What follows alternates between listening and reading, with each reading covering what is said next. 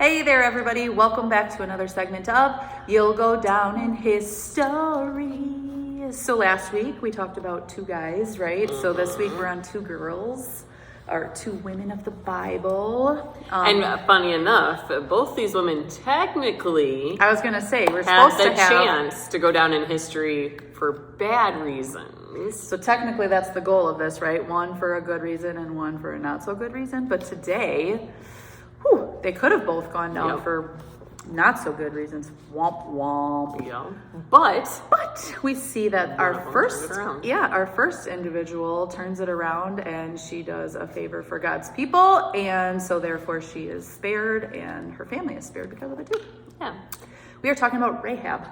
And that story is found in Joshua chapter 2, if you would like to read more about who Rahab is. But Rahab could have gone down in history for making such not a great life choice as far as her profession. She had chosen a job that did not honor God, did not honor her body, provided for her family, yes, but not in a very God-pleasing way. And so she had chosen this profession, not so great, but she used this to God's favor. Yeah, she did. So what happens is the two spies come into Jericho, right? And they are supposed to get the lay of the land and check things out. Spies do spy work, right? So that's what they were supposed to do. So they enter Rahab's house.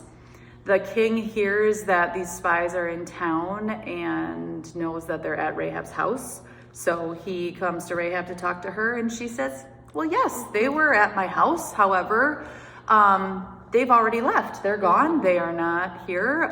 But if you catch up, they left just a little bit ago, so maybe you can catch up to them and catch them. So they go on a goose chase and try to find them. City gates closed. But what they don't know is Miss Rahab had taken these individuals up to the roof of her house and hid them under stacks of flocks or whatever that she had that was up there that she could hide them under. And so she hid them for safekeeping, and then went and talked to them and worked out a deal so that not only could they continue their spy work, but so that when they did come back to the city, she and her family would be protected because of the favor that she had done for them. Yeah, she basically said, here it is. I've done a favor for you. I know you are God's people.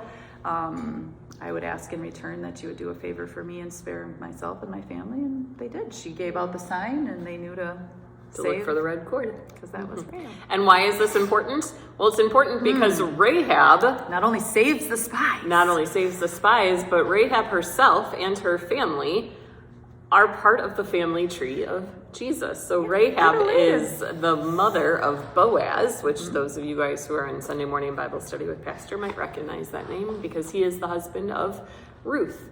And so many generations pass from Rahab and Boaz before we finally have little baby Jesus. We do.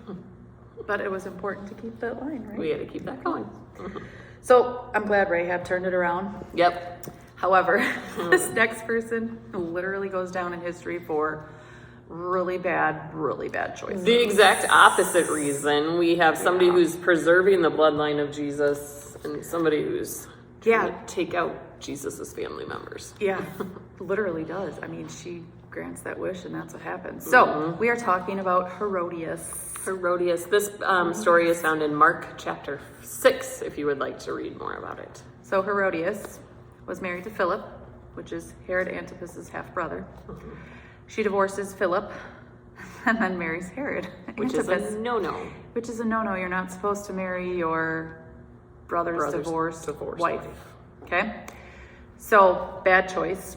John the Baptist calls her out on it and says, not how you live. That's not how you live. Not how it's supposed to be. But anyways, here we have Herod throwing a big birthday party for himself. Lots of high officials having a party and a good time.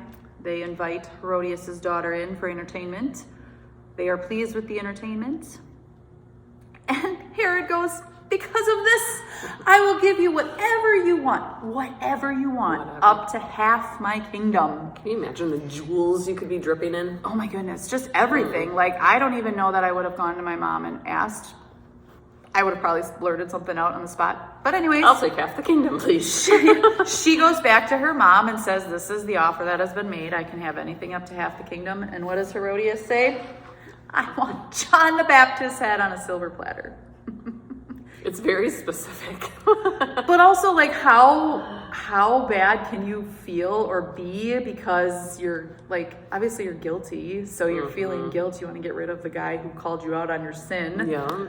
But that's what you want, is some guy's head on a silver platter because you're Her heart so was mad at him. so full of hatred for John the Baptist pointing out her sin, that this was how she felt it would be best to solve that.